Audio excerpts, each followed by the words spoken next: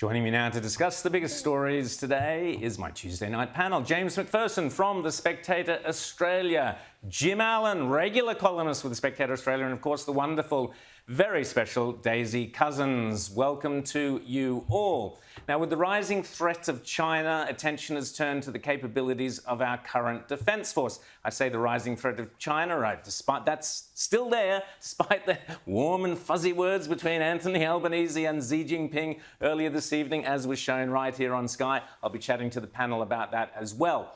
But Defence Minister Richard Marles made a strong claim this morning, stating that Australia can't continue to rely on the US for security.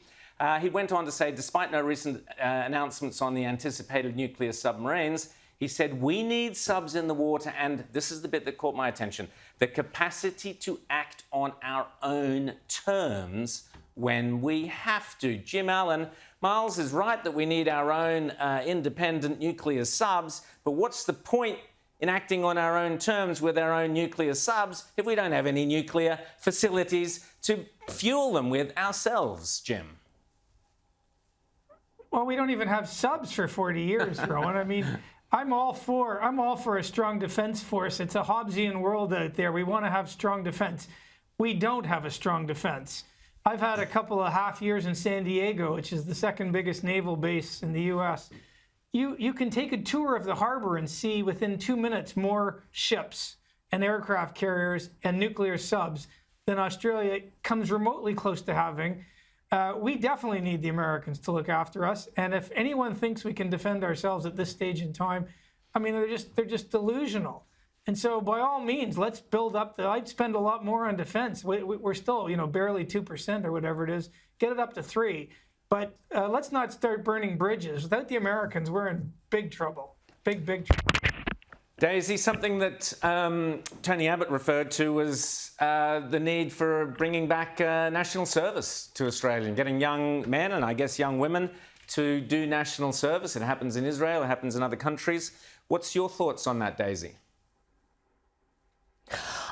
Look, it kind of it tickles my inner libertarian when I hear rhetoric like that. I mean, I actually would understand the value of it. I mean, as it would certainly give young people more of a purpose. I mean, young people now have a lot of mental health problems. There's a lot of problems with purposelessness and loneliness. A bit of national service, whether that's a bit of military training or going out to a farm or doing rescue efforts in drought or flood affected areas. Well, floods now, that could all be very good, but at the same time, I think, is that really the most liberal of positions? I'm not really sure. Probably it would have done me the world of good to do some national service fresh out of high school. I mean, I've turned into such a dreadful priss.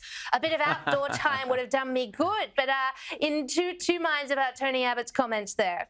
No, I think you've nailed it, Daisy. I think you are the best argument for bringing back national service. I think the young men of Australia, if they would be queuing up if they knew Daisy was there in full military garb to help them learn how to defend the nation.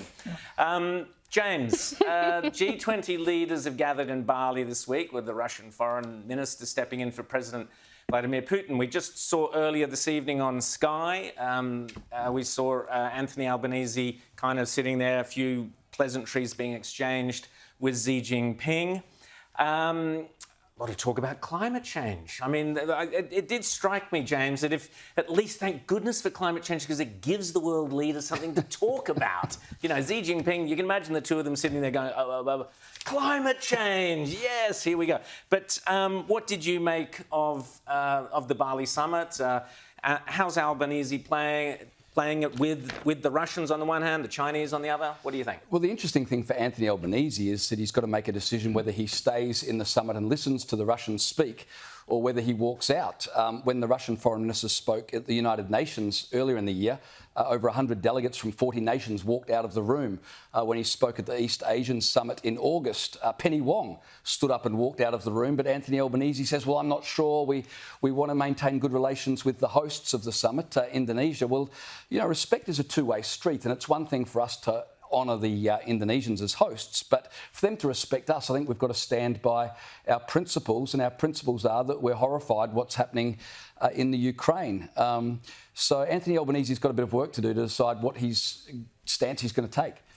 Jim Allan, what did you make of this conversation? Can I just say that I think I disagree with James on that, because standing up and walking out of a room is virtue signaling. It's worthless. By all means, let's have a good army and let's stand up to bullies.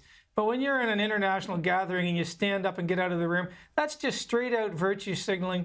You're not really accomplishing anything other than showing, that you're in keeping with the great and the good view on things. So I don't really see the point of standing up and walking out of the room. I hate to say this, but I actually agree with Albanese on that one. James? I agree with you, Jim. It's virtue signalling. I just wish the government would decide what they're going to do, whether they're going to walk out or whether they're going to stay. It seems to me that it's not a case of the government not having principles. It's just you never know day by day which principles they're going to apply.